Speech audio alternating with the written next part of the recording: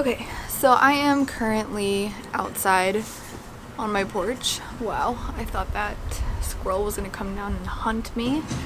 There's probably gonna be a lot of noise, but because we're outside. Bo, come here. Come on. He has his bone and it's really cute. Bo, come here. Come here. He's so proud of his bone. So cute. Such a baby. Such a baby. So I'm journaling and I just had a huge realization. Journaling has really helped me lately with, continuing to practice the things that I learned in therapy. So for example, instead of talking to a therapist and having her guide, asking guiding questions to help me figure things out, I've taken the tools that she's taught me and I'm able to ask those questions for myself and figure it out for myself now. Which is really cool that I'm able to do that now and I have those tools and I'm really thankful for that.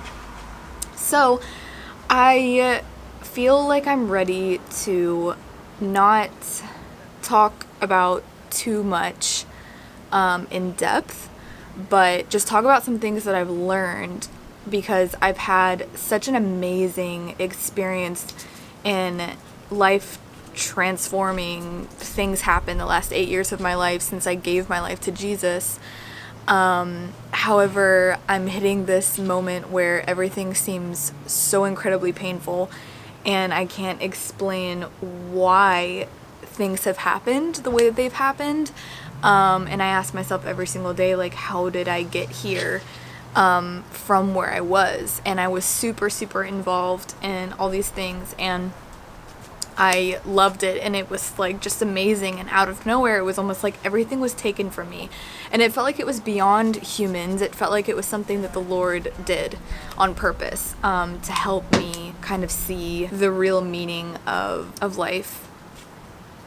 I can't take it seriously with Bo back there. So some things that I came across, and one of the main things is that I want to talk about is how I really did everything out of a heart posture that I wanted to, and I don't regret anything that has happened during the 8 years and currently, and these are going to continue for the rest of my life, but these are just some things that I've learned from everything that I've experienced these past 8 years.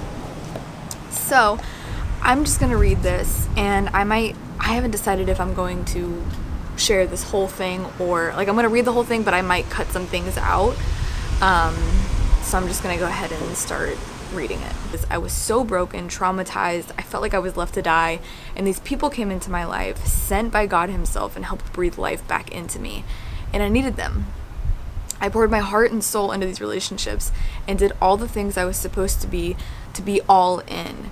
But I never fixed the part of me that was broken, and I filled those parts of me with things, people, and after 8 years of building something I thought would never fall, I watched crumble right before my eyes in a matter of weeks, days, minutes, and honestly even seconds. Relationships turned to burned bridges, so it felt. The way I saw everything burned to where I felt like I could no longer see it, and I was left right where I started, alone, broken, and traumatized. This is recently. You see, putting on a mask and being someone you're not, or maybe just a version of who you really are, but not the fullness of who you really are, can last a long time, and some longer than others.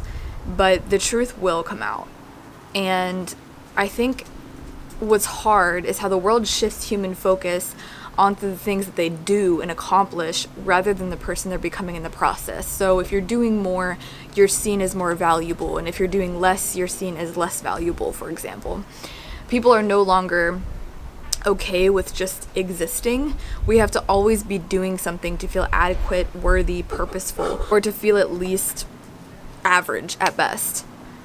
People are hurting people because they're hurt, and when you focus on healing, you're told that you're too sensitive and that it's all in your head, and it's minimized because everyone gets hurt, right? But we're taught to have tough skin, even though our skin is actually, if you think about it, our skin's really fragile, and we were born that way, fragile and delicate. And we should be teaching, I feel, that maybe we should be teaching to have sensitive skin so that we can be more aware of the damage being done around us and have more empathy for one another, because we're able to feel the pain that we're inflicting because we have more sensitive skin and more self-awareness. I feel like I was going 1,000,000 miles an hour for 8 years, only to hit a brick wall and to hit a standstill and not be able to move in any which way. And I realized it. So this is a vision that I had in my head as I was writing this.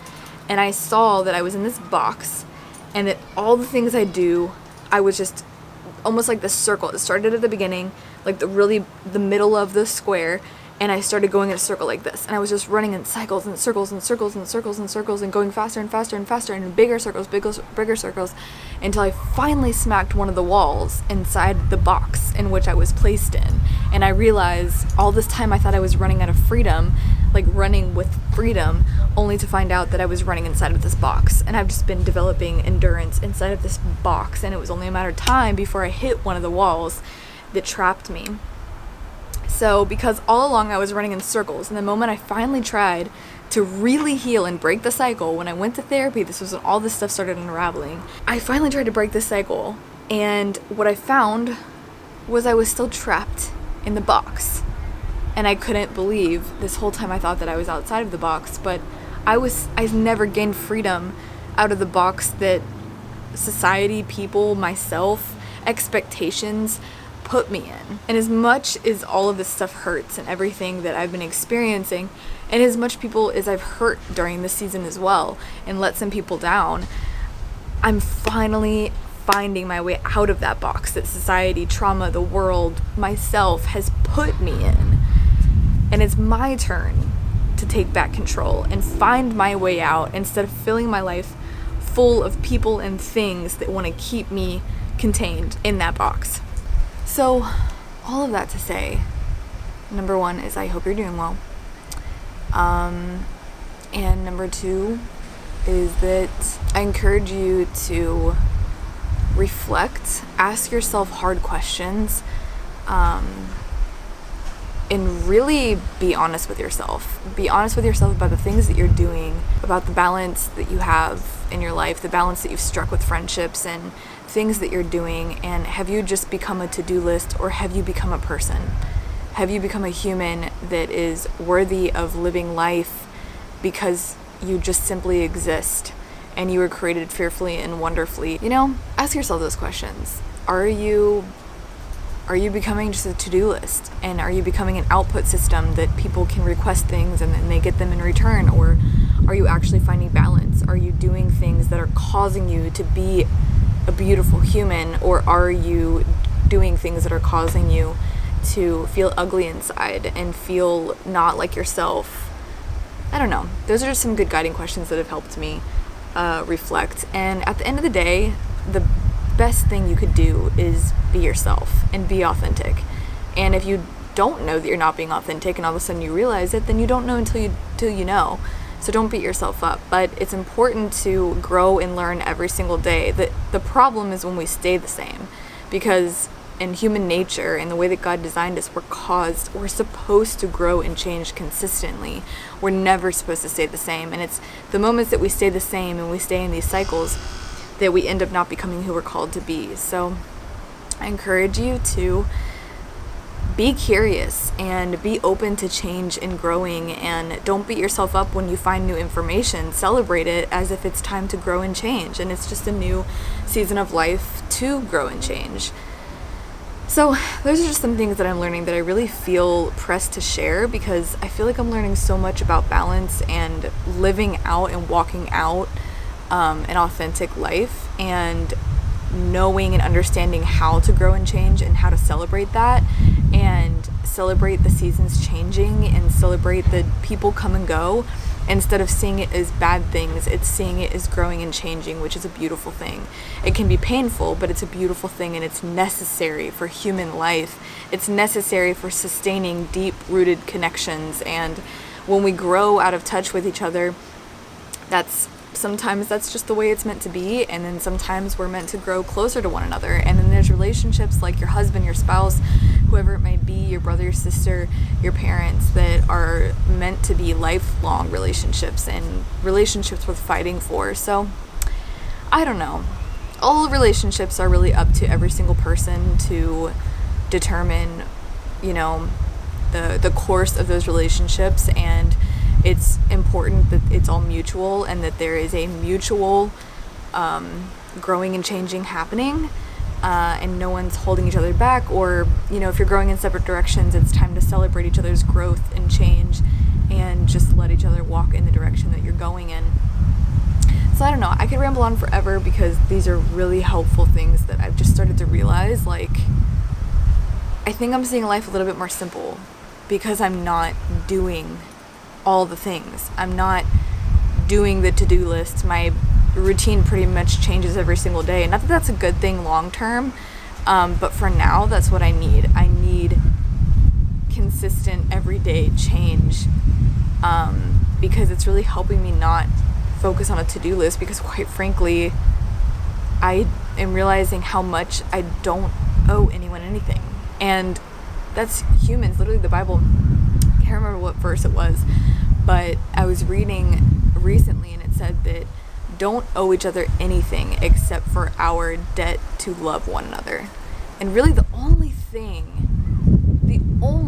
life was created for was to build relationships, was to build deep-rooted connections with humans and love one another.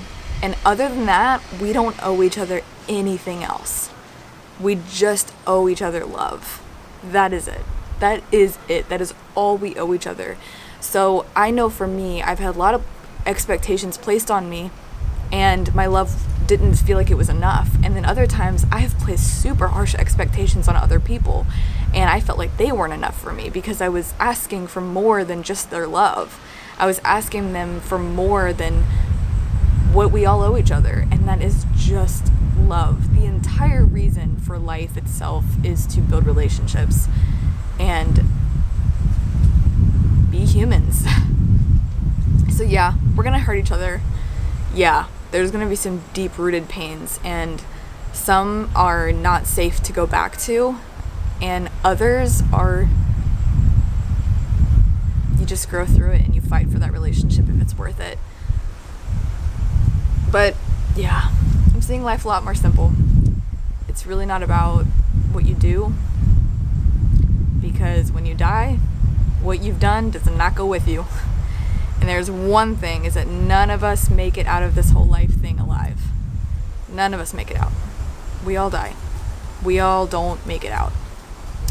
So, while we're here, we might as well be kind to each other. And we might as well focus on trying to heal and focus on good things that we have going for us rather than just what we do. I don't want to be an output system anymore. I don't want to become a to-do list, a piece of paper that's just checked off. I want to become a human, a really, really beautiful human. And that's what we're all trying to figure out in our own capacity, but I just wanted to talk about it because it's been on my mind literally for the last 4 months. And yeah, that's all I got for you guys. So I hope this was motivating, inspirational. I hope it was felt in love. And also get outside. Like, not having a porch was rough. And now that I have this porch, I spend so much time out here and it's great. So I encourage you to get outside. Take time to be there for yourself and to check in with yourself so that you don't have to have someone else checking you. It's good to have those people in your life, but just remember to do little self-check-ins. Be completely honest with yourself, because why not? What is there to be scared of? It's just you. It's just you and yourself. The number one thing is that our identity is hidden in Christ. And if we aren't being, number one, fully honest with ourselves, then we can't be fully honest with Him. And therefore, we can't find our true identity because we are just choosing to not be honest with ourselves. And deep down, you know how you're really feeling. You know, if you could be totally honest with yourself, what you would say. So, yeah. Why live this temporary, short life being someone you're not? So yeah, like I said, I could rant forever. I could just keep talking about this because it's been in my thoughts for months and months and months now. But I feel like I'm finally starting to see the brighter days because this has been very, very painful. And I'm talking about it as if like, woo, it's all good. This is great. Because it's been very, very hard to come to these conclusions. Like, the amount of pain that I've felt before I got to these conclusions has been close to unbearable, to where I feel like I don't think I'm going to make it out of this one. And then I do. And that's simply by the grace of God. Because every day that we have breath, it's because we still have purpose. Not because of what we do, but it's because the human we are. So take this information however you would like, and I encourage you to do something about it. Do something about the information that we are learning. Anywho, that's all I got for you guys. You guys rock my socks. You're all ballers. Your mom's only getting taller. I don't know why I said that. Anyway, that's it. I will see you in the next one.